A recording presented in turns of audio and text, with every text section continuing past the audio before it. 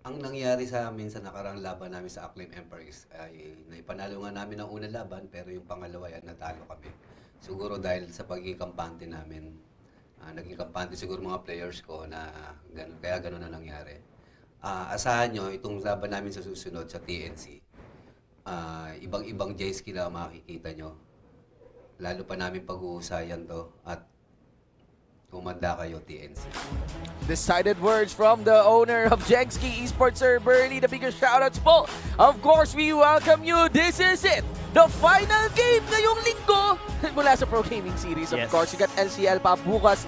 Ladies and gents, we're gonna be your shoutcasters for this game. I am Shibu with one for an eye. At kasama ko syempre si Amplifier. Ladies and gentlemen, as we mentioned, third match, second game, JSK Esports versus TNC. What are your thoughts on the first game? Actually, grabe yung game, di ba? Oh, As in, sobrang TNC just completely annihilated. dominated JSK doon, no? JSK. And pinapag-usapan namin kanina yung draft nila kasi si one Garena employee was mentioning earlier na akala niya yung JSK daw yung panalo sa draft because he particularly likes yung Rumble Talia duo. Pero nung tignan ako kasi yung draft, which I think you guys had also mentioned towards the latter part of the game, parang nagkulang talaga sa engage and setup yung JSK.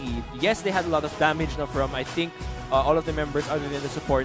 Pero looking at Talia, for example, in Rumble, they kind of needed a more reliable form of engage, and that was really lacking. So, because of that lack of engage, the damage coming from Graves, for example, and Rumble, etc., parang walang pang-set talaga. So, in the end, they weren't able to secure the priority targets of TNC, and Saya was free to just deal all the damage the entire game. Definitely feathers all over the place, ladies and gents. At sa schedule nga po natin, muli just sa recap, matutunghayan ninyo na sa unang laban natin, we got Acclaim Empire X versus Infuse Esports. 2-0 yan. Acclaim Empire X. Mineski versus Team Manila Eagles. 2-0 yan.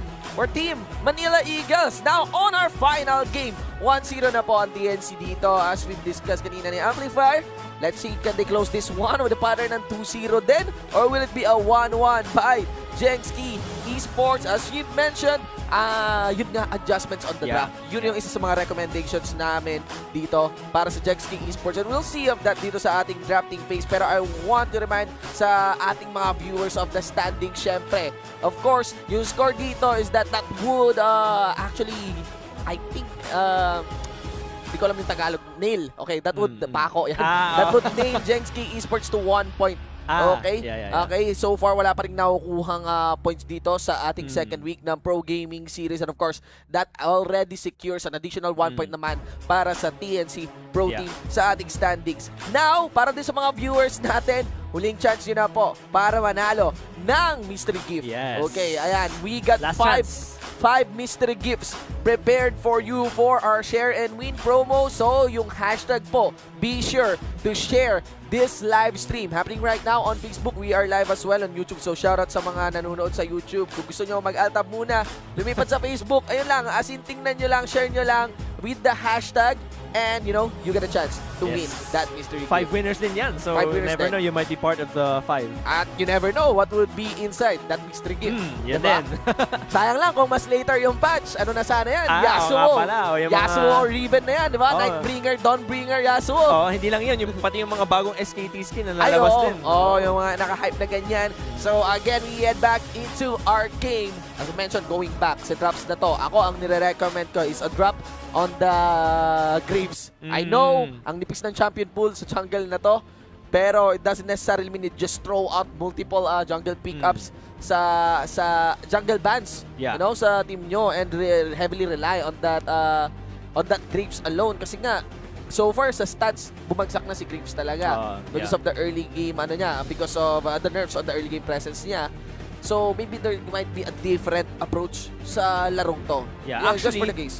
Kasi it would have helped maybe to drop the Graves, maybe get a Lee Sin para may mas malakas na engage yung team nila. Or maybe you can keep the Graves kasi medyo okay pa naman siya eh. And then change the support kasi si Janna was a bit weird for this composition. I mean, yes, you will counter a lot of the engage coming from Hecarim and Kled, pero nawala naman kayo totally ng engage for your own team. So we'll have to see now. Bans coming out, JSK banning Elise, Gragas, and Syndra, which was actually just played earlier. Sobrang sakit din. And then there's gonna be Ivern, Kha'Zix, and Thresh being banned on the side of TNC. So again, si Thresh, consistent presence throughout our So entire Jana day. sa recommendation to eh.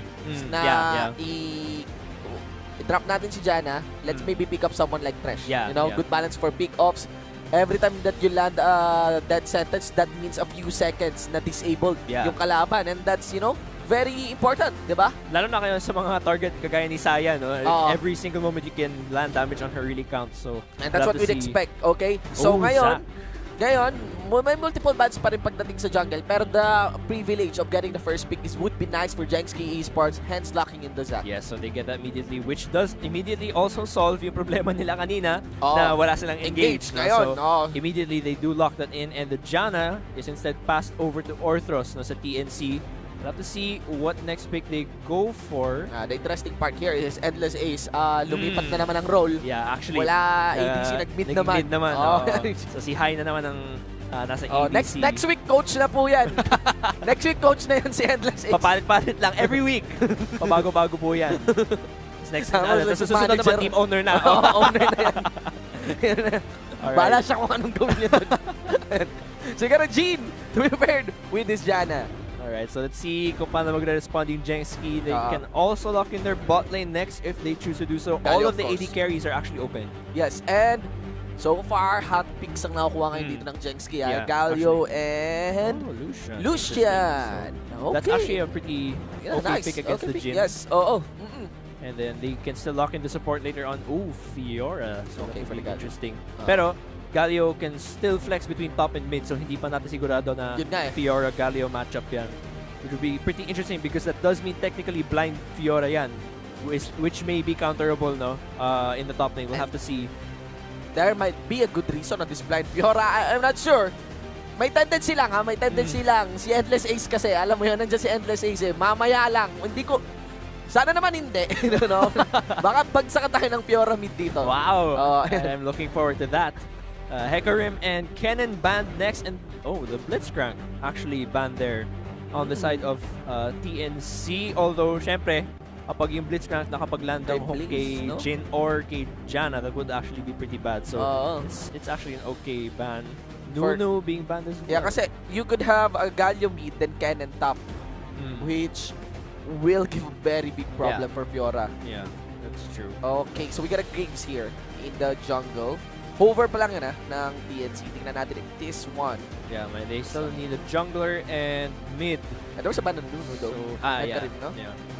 Nunu, as I've heard, is very good on this patch. Yeah, he's actually okay this patch now. Especially compared to before na talagang absent siya sa meta. So it's actually nice to see him here for Yasuo and Lulu. So, well, there are a lot of knockups no on the side of Jengski. So that does offer a lot of utility to help support the Yasuo. But at the same time, wala silang AP carry. So if TNC just stacks armor, that would be okay. Actually, looking at TNC's comp right now... kailangan nila ng someone na may armor kasi it's not advisable for someone to pick up armor. Ladder Zed. It's locked in. Okay, that's a blind Zed. Which means that TNC can just pick something they feel will do okay against this Zed. But who would but that is Fade, That is a Fade on the Zed. We've known Fade. Yeah. You know, he's a very good Zed player. So they went for the comfort, no?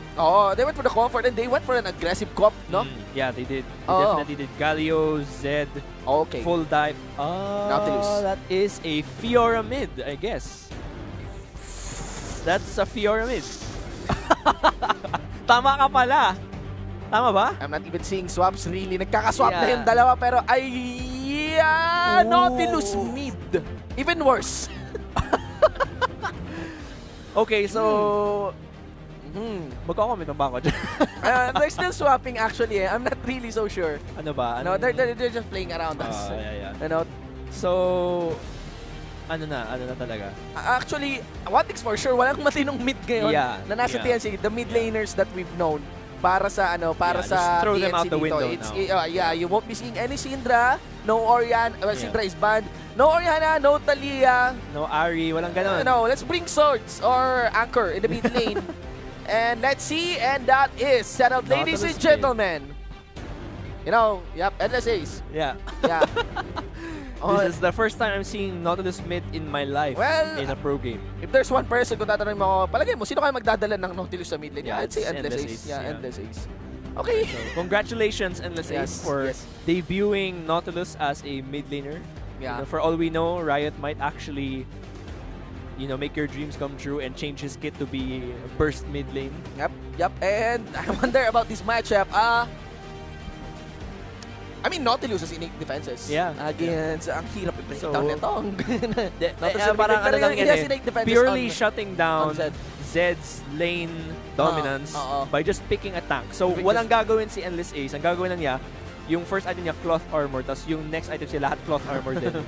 Para wala na talagang mapapatay si Zed. Sa Zhonya. So, ayan. Lagay mo pa na Zhonya. Alright, mapamahal sila sa Doran shield nila. Ayan. Baka mag-Doran shield din si Fake.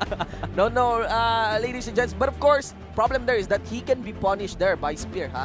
That's one. A gag from Zach. Yeah. Especially yung laki ba naman ito ni Nautilus. Madali kang masusutan ng Zach. I mean, Yeah, yung they have seen hitboxes. But of course, there is that. That actually puts Lando on a comfortable pick. Okay? Fiora, we've known him to play Camille Fiora in the previous season. He's a very aggressive player, especially with his duelist top laners. One that you'd expect to deliver. And kanina nga, naglaro siya ng Kled, di ba? Yeah. Napakaganda Actually, ng he did resulta. very well, no? Actually, looking at yung comp nga ng TNC, although, syempre, shocking talaga yung Nautilus mid.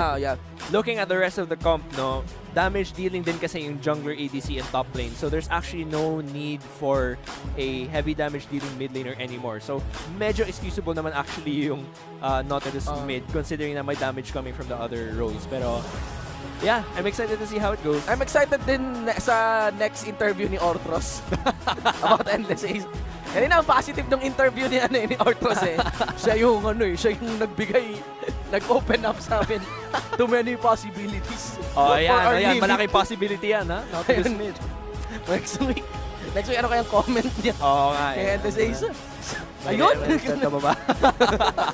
We'll see, ladies and gents. So far, based on stats, si Endless Ace ang isa sa mga players na pinaka-nakapag-deliver, with a very diverse pick. Yeah. As we mentioned earlier on Game 1, he has the biggest champion pool back in spring season.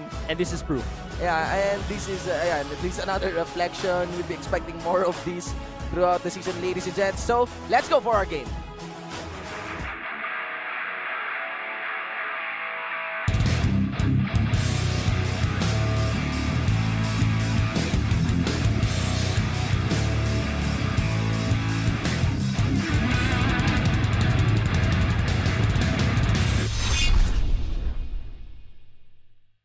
Here we go, ladies and gentlemen, the final game of today's episode, the final game of this week for the Pro Gaming Series 2017 Summer Split, powered by Bacchus Energy Drink. Drive your energy, brace yourselves for the match between JSK Esports versus TNC Pro Team Nautilus in the mid lane. Brace yourselves for that. Gusto talagang makita kung ano mangyayari dito, no? May teleport, Even though Nautilus is innately tanky, during the early game, squishy pa rin yan eh. So, there's no telling, or we can't disregard that Zed, or for example, conclude that Zed will not snowball. Kasi, because Nautilus, his wave clear is actually pretty bad, tapos medyo mahina rin yung roaming niya aside from TP, then Fade can actually just choose to ignore mid and snowball elsewhere in the map. It would be rewarding to, gank Lando. It would be rewarding, obviously, to gank the bottom lane or even hunt down burst. Yeah, that's true. No? So, well, naka-Doran's ring naman. si Endless Ace. Be expected, really. He's willing to play it as a mid laner. Yeah. Yan. So, for a game, interestingly, you're gonna be seeing Ace style here. Very much willing. Ito nga yung mga rare cases na mas pinipili yung Doran's Blade kaysa sa Doran's Shield. If you have a very, very powerful early game, which is, you're a Lucian, samahan ka pa ng Lulu. Yep. Yeah. True. You can cleave through the defensive stats here of TNC's bottom two as well. Actually, malay nyo, kasi minsan yung nangyayari, diba? Si Faker, kapag pumipili siya ng mid laner, minsan, hindi pinipili ng mga tao. I think one time he went Olaf mid ba yun? Ever since after that game, biglang ang dami nag-Olaf mid the next day sa solo queue. So malay nyo, Galio mid, man. parang situation din to na Galio bukas mid, ang dami man. magna-Nautilus mid. Oo. Well, ayun pa lang yung nakakopya ni Endless Ace kay Faker. You know, that diverse pick up. Yes. Aside from that, we'll have to see what else he can copy. Fourth bullet collected onto A-Style here. Interestingly, kahit may shield, medyo hindi nakikiduel kaagad si A-Style dito. And interestingly din, si Fade yung... Well, I'd expect that. Riptide yung inunang kinuha rin kasi ni Endless Ace dito. So, more AoE damage. Pero looking at the team comps, no, actually both teams lack an AP carry. So this will mostly be an AD battle, especially from TNC. Unless, of course, mag-Rabadons bigla tong si Nautilus. Pero other than that, most of the damage coming from TNC will really be AD from Graves, Fiora, and Jhin. So if Galio, Zac will just stack armor throughout the game, then I think it's going to be very difficult for them to secure kills. So kailangan talaga makapag-snowball ng carries dito from TNC if they really want to be able to kill any of the targets here from JSK. But looking at JSK's comps, it is more standard. There we go. The freeze of Fade is paying off as Spear managed to land a gank onto Endless Ace. There's the Ignite. One last hit. Where is the tick? There it is. No shield. So, Riptide cast. There's still first blood Fade. Yeah. Even though Nautilus is tanky, he's still quite squishy during the early game. So Fade able to secure that first kill there. Yeah, I would expect really yung first kill talaga kay Endless Ace would be the help with Spear. Yeah. And halata yung playstyle ni Fade kanina. He was freezing under turn just to open gank for Spear. Yeah, true. So TP already burned, and Endless Ace will have to catch up a bit. But that first kill is gonna go over to Fade. This is very interesting kasi talaga nerf si Nautilus in a sense na ni-nerf kasi yung Sunfire Cape. Yeah. And Sunfire Cape would be a good item, ha?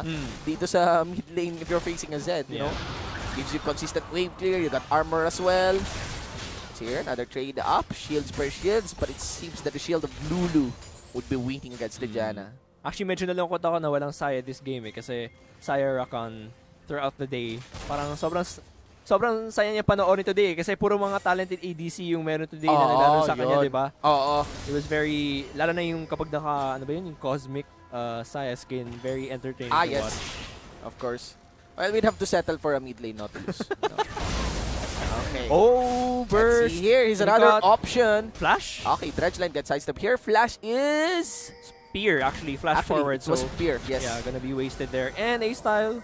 Almost getting caught. Probably got rooted by the W. Ganda ng basa ng bottom duo ng TNC knowing that Blaze would be leaving A-Style as well. We're gonna have to see. Meanwhile, in top lane, things actually seem pretty even. Triple Dorans, as we often see from the... Oh my god! Okay, wow. Those are the ratios. He actually nag-overstay siya dun sa Winds of War. Yeah. And yun yung pinakamalaking part ng damage kasi nung skill na yun. Yun talaga. I really hate facing Galio kapag squishy target talaga. So, when you're in solo queue and you happen to be fighting against a Galio, try not to secure a squishy top laner like Fiora kasi sobrang punishing talaga ng queue niya. Yun, nakita natin. Sobrang unexpected yung amount of damage na lumabas dun. Yes. Pag nag-overstay ka dun sa DOT ng Winds of War. Well, kung may triple Doran's ring si Weasel, may triple Doran's blade si Lando. So, the triple longsword. I'm really being confused if sinadya ba to, but these are the pros. You know, trust. Do not Trust in the question. pros. Believe in the pros. As much as it is Nautilus in the mid lane. Yung interview talaga next week, doon natin malalaman. Malalaman natin kung galit na si Ortos doon. Ngayon kasi masaya pa siya. And so napabili na ng Doran's Shield. Yeah. Si, dito, Endless Ace. But it is an awkward mid lane really. And awkward itemization also. Kasi the story here for Fade would be simply snowball. Yeah. Get items, visit other lanes. Seeing the W there. Winds of War did not connect. Yeah. Okay. Just for the farm. Ayun din if you're trading up with a Galio, ang ganda rin kasi ng wave clear. Ni Galio. Now you got triple Doran's ring. So yung mana refund niyan, actually, taas. So every time you decide to trade with a Galio, ang taas ng tendency matalo because of the, range minions. Right now, range minion stack, 3 yung pwedeng bumanat dito kay Lando. It would never be advisable to fight him. There is gonna be the taunt. And he's forced to flash out. Yes. Had it been na hindi siya nag-flash, Justice punch siya pabalik. Yeah. And that would have been, I think, a sure kill na Sure yun kill kung na yun. hindi siya nag-flash doon. So, a nice. bit scary. Yeah, it's a good flash, but still a burn flash, and there's still pressure in this lane. Will they really dive? I don't think that's going to work. That dive did connect though, plus the ult, so there is that. And the shield as well. Even with the ultimate of the Fiora activated, hindi siya nakatira ng isa for at least regeneration man lang from that vital Overkill spot. na nga yung ano na yun eh, yung hero's entrance dun eh. It was a pretty nice dive actually. I didn't expect that. Yung Q talaga, you cannot underestimate the damage from the Q from Whistle. Isang knock-up ng ni Zac, buong duration ng Winds of War, will all go onto Fiora. So, Fiora 0-2. It's a pretty bad start for top lane carry. And what they do, knowing na mababa yung life dito ni Spear, gonna be prioritizing. Yes. That Cloud Break. No steal, ladies and gents. First take goes into the hands of TNC. No crowd control onto Blaze. Alright. That resets everything. Yeah, so 8 minutes in and 3-0. All in favor of JSK so far. Looking to, wow, actually, ang daming kinain na bullet I think lahat. Lahat ng akaling hits tumama. May isa yata siguro kumanek kay High. Think so. Ayan. Pero yeah, JSK really looking to get their own win in this series. Oh! Sa gank though, umatras nga lang dito. Si Faye, there's gonna be the ultimate who's taking turret hits. Gonna be Spear. The proc did not connect. Passive of Spear gets used. And Lando gets a kill. Oh, on the wow. Weasel. How did that happen? Yeah, without actually interesting. Without the Grand Challenge, Yeah, actually. Although yung Grand Challenge yan, he must have W'd yung taunt and then landed a stun. I think that's the best way for her to be able to kill. Plus vital spot. Yeah, that's right. Okay, let's see here. This is Endless Ace once against Cheese. Paying up, but of course the shield will, rather the shadow would be there. So allowing to escape. Burst. Collateral damage has been burned. So it's 3-2. Nakakuha ngayon ng setup kills on TNC. Yeah, pero aside from that, looking at all of the lanes, all lanes of JSK are actually winning in CS, no? Especially at bot, where it's around 15 halos yung CS lead. So things looking good so far. Here's the kill. He actually, does he W? No, actually the taunt doesn't even land. And he he failed flash also. Alright, that's 3 vital spots. Yeah. Yung nakuha niya. So that's the well done. Yeah. Well done by I think that's the Lando. 4th. Yeah. Okay. Minalas si actually. Si Weasel doon. Lahat nung bagong spawn nung vital spots, sakto sa harap actually. ni Lando. So, but actually there's may sequencing yun eh. Yung, diba? yung vital diba? spots. Nag-switch yan alternatively. If I'm not mistaken, I think some of the Fiora mains dyan sa chat could actually guide our viewers. Pero I think there's a pattern, if I'm not mistaken, doon sa vital spots ni Fiora. Ayan. Bit of a duel. Okay, but he's gonna back out. Pero yun, si Whistle din nagkamali din kasi he actually overstayed. Yes. And yung Q, yung halos buong duration niya, na-block ng W ni Fiore. So yun yung main damage dealing spell niya eh. So once you miss the Q, don't go for the exchange.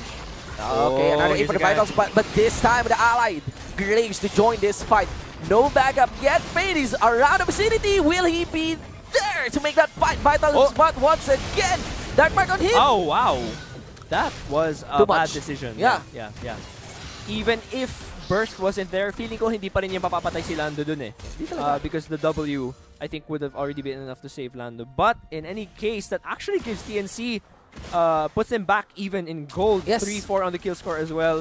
This might be a trade of outer turrets if TNC can't stop the bot lane. But, yeah, a bit of a weird... Rather full commitments dito sa top lane. I haven't seen any ult. Rather lalapit muna dito si Spear. But won't be delivering any member of TNC to the dead. As you could see though, nawala pa rin dito si High. There's the backup. Endless Ace not to lose in the mid lane. Putting that the anchor on the Blaze as well onto Spear. So, let's see. There's the blasting cone. Managed to escape. Nicely done there, but walang passive dito si Spear. He got elastic slingshot, just enough to cross that blue buff. And yeah, 1-for-1. Yeah, ADC, 1-for-1 actually. ADC gun. Both ADCs there. Medyo messy engage, but in the end it was still a 1-for-1. Next Drake is gonna be a Cloud Drake, and 11 minutes in, still things looking even. Looking at the items right now, no core item secured just yet, but I think the closest would be Lucian as he's about to secure a Blade of the Ruined King. Yeah. And at that point, I think that's where the things start to heat up for JSK. I feel like Spear could actually extend that elastic slingshot dun sa bot lane a bit. So that hindi niya kailangan maglakad para lang ma-set up yung let's bounce niya. Kailangan niya pang move forward para ma-set up yung let's bounce niya. And this is really weird. Kanina, behind to si Lando eh. Yeah.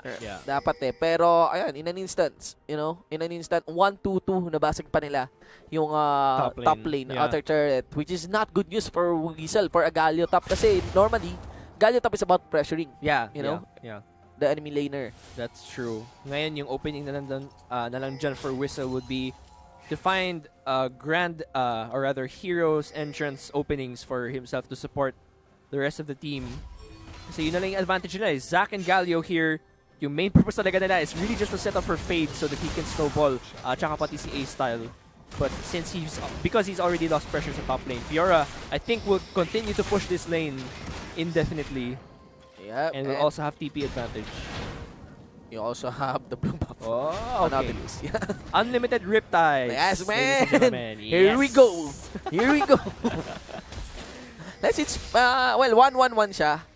And so far, yung death kasi ni Fade doon, it was a mistake, you know? It's not na may ginawang doon exactly yung TNC, but that's gonna be 2 main initiates by JSK getting burned. And 2 ults, no? Whistle and Fade burned both their ults, so this will give TNC an advantage if ever they decide to take that Cloud Drake.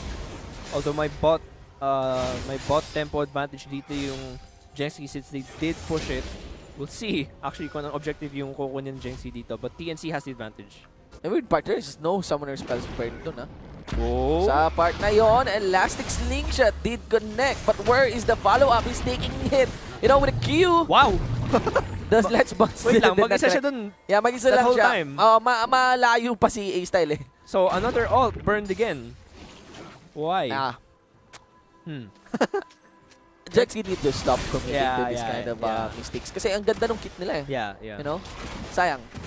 And all the more that those also doesn't translate into a kill, all the more na nag-scale lamang yung member dito ng TNC. Meanwhile, this is gonna be a Rift Herald for TNC. Yes, man. Which should actually help them to secure even more turrets now kasi TNC is actually able to get top lane. So this will help open up mid. And then go for Dragon maybe after. Who will they give it to? Yeah, I will go to Fiora. Nako, mahirapan na si Galio dito. So they aim for an inner top lane turret. There's gonna be Weasel. Pressure is on. Fade is actually trying to find time where he can get in. Because the blue side jungle is owned here by TNC. The scary part here is pag tinignan mo yung composition ng JSK, walang kaya maki 1v1 kay Lando. Other than Fade maybe, but we've seen him try. It didn't exactly go so well. So I think Lando is going to be the biggest problem of JSK throughout the entire game kasi tuluyan lang yung skill ni Fiora niyan eh. Up until late game, masakit talaga yan. And that's gonna be Cloud Drake actually for JSK because the bot lane was pushed back. So yun, the silver lining here for JSK is really A-Style. He continues to push bot lane and keep the pressure up. He has a 40 CS lead and he also has Blade of the Ruined King. So it looks like A-Style will be the one to carry the team forward. Plus Infinity Edge though on high, no? Interesting itemization. Normally it'll probably be Infinity Edge, static. Yeah. But we'll have to see. Rapid Fire Cannon also another option. The next Drake though would be very dangerous. That is an Infernal Drake. Hindi lang dangerous, it would be deciding. Yeah. You know? Pero for this game, it was supposedly a momentum for JSK. It's just that there are very visible mistakes. Yeah. Questionable talaga yung ibang engages nila. Dito yung JSK. And the weird part here is just an adjustment from that would reap a lot of rewards for them. Maybe a face check. Oh, there's a ward. Okay, they crack the Q, pull up, Elastic Slingshot for an extension, plus the ult.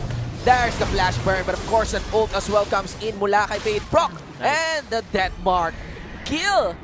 That's big, huh? Yeah. You know, the new passive on death mark is that you actually steal some damage. Elastic Slingshot plus the flash in, one less Q. Where's the shield? He takes turret hits, but of course the wild growth should be enough from the Lulu to sustain him, and the power of the Rift Herald.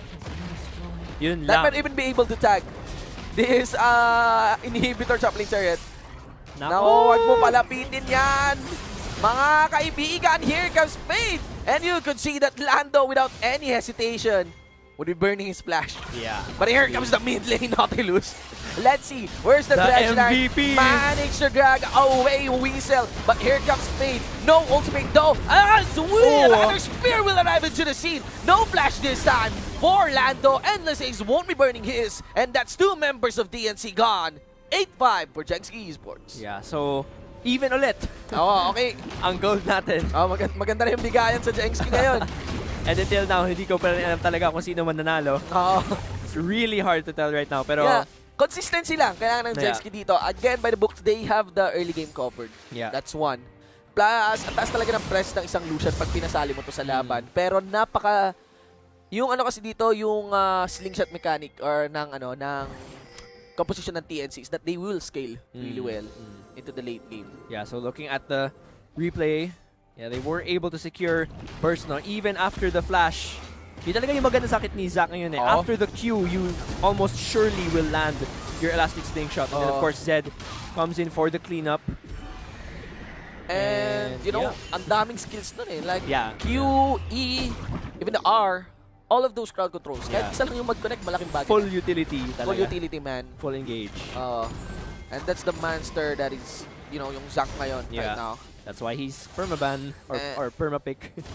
Well, we pride ourselves, Filipinos, Yes, you know, on yung having the Zac, Zac yeah. and bago, before it was cool. Yeah. Shoutouts to actually, Tamsu. Shoutouts to Tamsu. Shoutouts to Tamsu. I picked Zac before it was cool. I was a Zac main. And ayan mga kaibigan, so, Dredge Line here.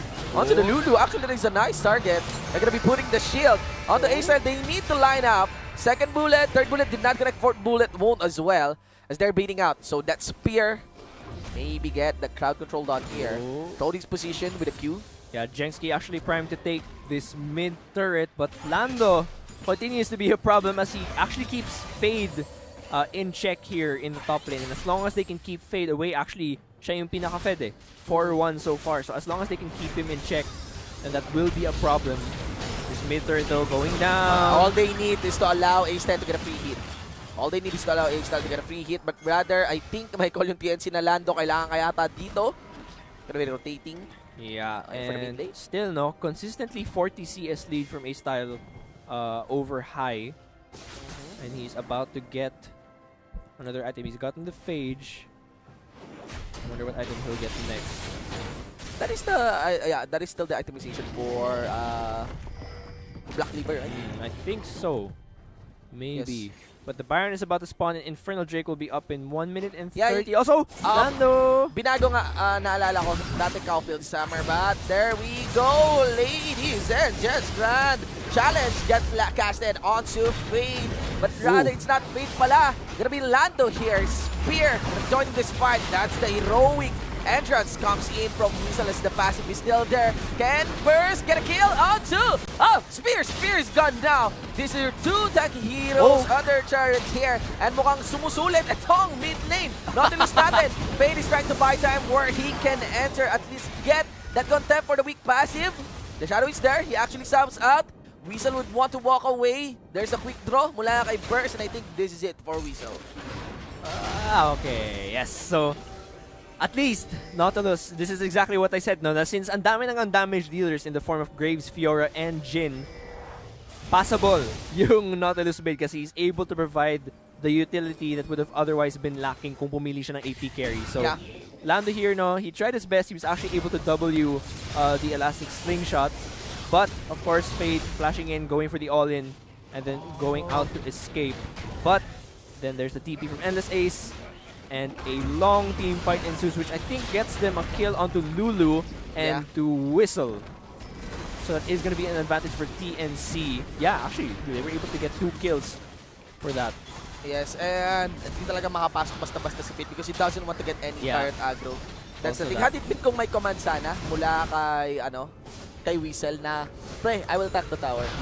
Go for burst. Yeah. That should be one. Kasi nagamit na ni Burst yung end of the line niya eh. So that should be it. Wait for the Drake going down fast. engage para kay Fate here. But TNC will be the first one to tag. His Infernal Drake. Can they make the steal? Oh! And that's gonna be a spear special for you. Elastic Selection in. Flash away. Infernal Drake on Jenski. Actually, I'm surprised that he flashed out. Yeah, actually. I mean, okay, maybe I'm just being aggressive, pero if I were him, I would have flashed in and let's bounce everyone, no? Para talagang all-in engage. I think they could have won it. Or pwede siya mag-ult.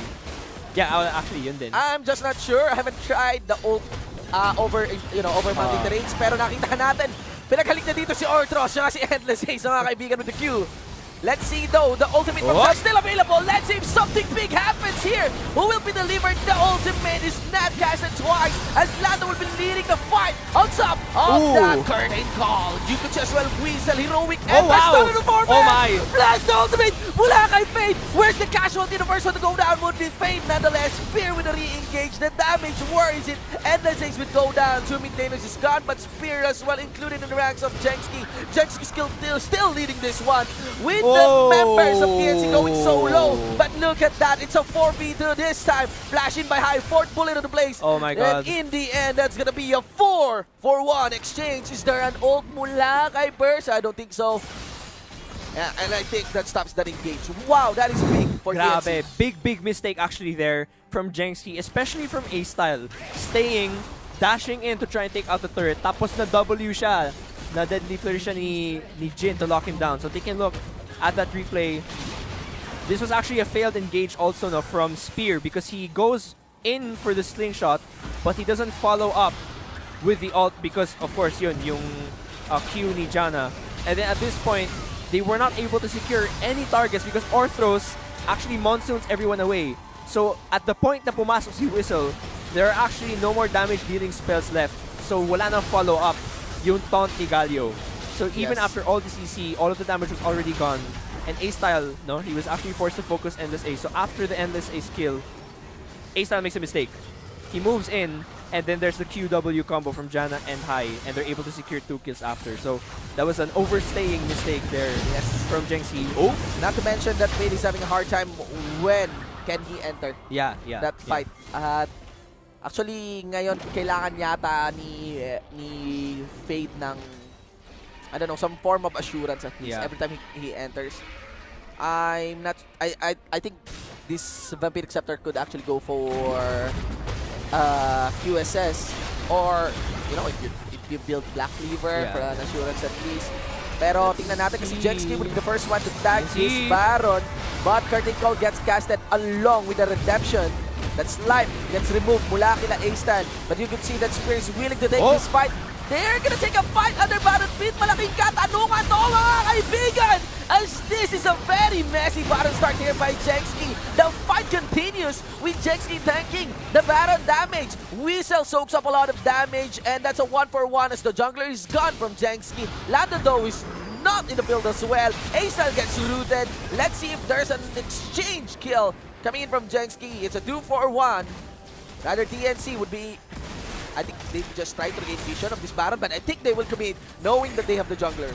And nakamali ulit si A-Style doon. Damn. He dashed towards Janna, and that gave Janna an opening to flash Q and then secure them a kill on him again. So, oh wait, these are very messy and oh big my. fights. Rooted onto Lulu, but look at the back line. That's gonna be Fate. Hammering down onto 2 members, gets the kill. Weasel puts in the Wings of War onto the Janna, but Fate will be gone. A shutdown though onto the killer of Fate, done here by Weasel. This Baron, I think, is too early for these two teams. Actually, yun talaga yun eh. That they stopped the potential Baron, no? So at least Jenksi was able to get back there. Pero looking at the replay, so there's a TP in, and Fade comes in just in time to... did he get 2 members? I think yung last hit nakuha ni Weasel. Yeah, so they were able to secure. He was able to get 1 member, and then they were able to stop what could have potentially been a Baron. I don't think TNC would have actually gone for the Baron though. Oh, in another fight. They need to utilize Weasel as a full tank here. Let's see, Endless Ace will go down. He got a very big shield, but rather it's gonna be Lando, Grand Challenge in. Not gonna be getting the kill onto Weasel. It's time for Spear. Round 3 pala to tayo ngayon dito sa Baron na to. Continue lang, laban lang, sige lang. Now onto Endless Ace, at least tries to buy time for his teammates. Another ping on the Baron. Can he really do it? Good take note, may curtain call lang available dito sa Hai. I don't know, parang Yeah, napaka-risky. You know, just go for the push. biglang nagkalat yung TNC. I'm wondering what happened kasi it might be a shot calling error. Hi! You did connected. It's another mistake from Oh. A-Style. He actually let less persons in. Plus the redemption gets displaced by the Monsoon. Weasel will join this fight. Saves Spear to at least regain himself from the passive. And you could see that the ADC will be beating the fake ADC. A-Style beats Burst. Whew. Again, like I said, no, parang biglang nagkalat yung playstyle ng TNC. They're suddenly getting caught one by the members of JSK. And I'm suddenly wondering what happened to the shot calling. Kasi nakita natin, during the earlier parts of the game, mga 20-15 minutes in, Yeah. Lando was actually doing fine, split pushing away from the team. And then the rest of the team would just try to contest an objective that was actually working.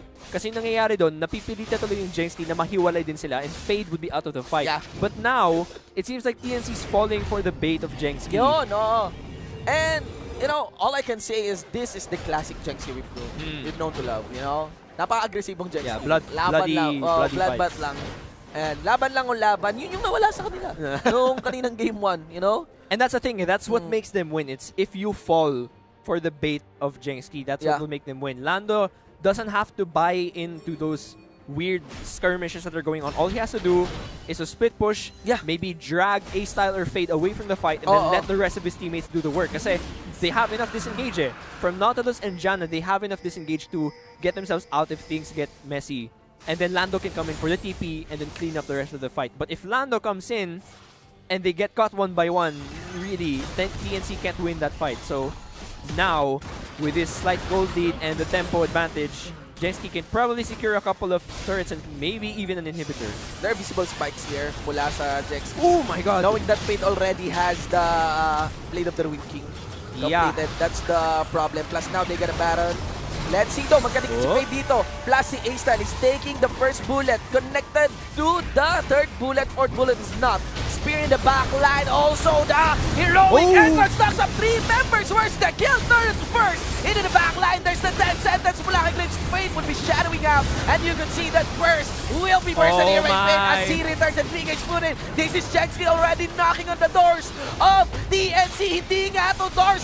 Nasa kitchen na sila mga kaibigan because this is in front of their fountain. Might be an ace in the base. I saw someone receiving laser hits. So yeah, mga kaibigan, actually it was Fade. It is a big stop here by JSK on this bottom inhibitor. That's how you play Galio and Zac. Yes, and that's how you play like JSK, ladies and gents, because this is the game. And this is a 1-1 as they will destroy the second Nexus turret and take on this victory for Game 2. What a game! Grabe. What an unexpected way for JSK to... actually, I'm lying. That would have been the best way for JSK actually to get back into this game. What I find unexpected is TNC. Biglang nawalan sila ng composure. They seemed very calm during the first part of the game. They said, okay, Nautilus, yes, it's a cheesy pick, pero we know how to play it, no? So he just goes for the utility, going for the TP, going to help Lando secure some kills. Everything looked fine until at some point in the game, para bang napikon yung TNC na gusto niyo ng laban Yun nga, oo. And they bought into it. That's what, yun yung sinasabi ko kanina na they fell for JSK's bait. And that's exactly what JSK wants you to think. Gusto nilang mapikon ka. Kasi yung gusto nila, team fight lang ng team fight. Yes. Diba? Like the Wolves, they are. You know? Yes, exactly. Makipaglaban ka sa Fight isang in groups. Makipaglaban ka sa isang lobo, may darating na iba. Yes, exactly. Parang gano'n yung nangyari doon sa Baron Pit eh. And this is such a classic. You know, KDA distribution and the kill distribution is very messy. I would say that. But if there's one very momentous and notable player coming in from JSK, I would say it's Weasel. Yeah. Nice heroic entrance. Yeah, that was a really nice. Actually, maganda yung communication nila at that point na sabay, yun yung maganda, I guess, for JSK. Even though we keep calling their fights messy, no? By the way, good job to A-Style. He really consistently carried that game, no? Have to commend him for that. Pero even though we keep saying that the engages are messy, what's nice about JSK is, okay, messy kami team, pero we're messy together. Gets ba? They synergize that messiness in some way. It's like chaotic harmony. They're a bit weird that way, pero... I love that word, messy together. Pero that's really, kaya yung sinabi mo, diba? Playstyle talaga na yan. It's really bloodthirsty. And usually, that's something that works against the lower teams. So, Kasi when you're facing teams like Mineski, no, actually Mineski is the complete opposite of Jenski. They're not really bloodthirsty and they love to play a slow, clean game. Yes. So that's something that I think other teams should take note of. Don't fall for the bait that Jenski gives with those fights. Kasi if you take your macro against JSK, I think it would still work. Yeah. Ang nakalimutan ng TNC doon ay yung huminga. Yes, exactly. Mula doon sa Baron Pit. Actually, imagine that time invested on the Baron that actually allowed a minion stack sa bot lane. Kaya sila nung dali rin nakapunta sa bot lane kanina because every resources from TNC was invested on that Baron. I think mga 3 beses parehong team bumabalik-balik sa Baron Pit eh. Yeah. That's exactly what Jenski wanted, no? So, I think for Jenski, kasi I'm just giving it to the other teams and not to fall for it, but for Jenski, I think this high-pressure early to mid-game team composition really works well for the identity of Jenski, no? I think they should continue to play yung mga, for example, Zed, Lucian, these champs that have and then support them with hard engage champions. So because that's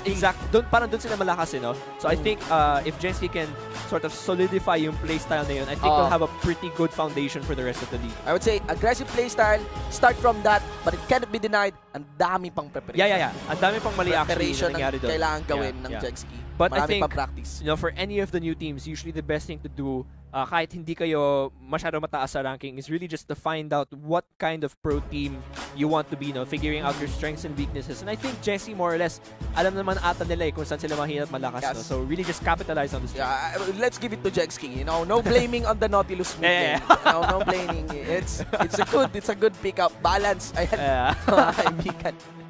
But I could just imagine if it was a different mid lane. But of course, if it was a different mid lane, then it would be a different top laner. That's one thing I give as well. And Lando did deliver. He did. He was actually targeted in the early game. Pero siya pa yung una naka-push actually with the help here. Just have to remember to breathe. And remember the macro. That's one. Ano pa yung din nila ADC nila Yeah. Kaya din yun They could really just stall it out, ladies and gents. I think that's gonna be a very nice way to conclude this night. For this week 2, World's at stake, ladies and gentlemen, and that's us, we Filipinos. Nautilus in the mid lane. The biggest shoutouts to all of our playstyle at sa lahat ng mga viewers natin. All that matters, whatever we witness here, is that we play.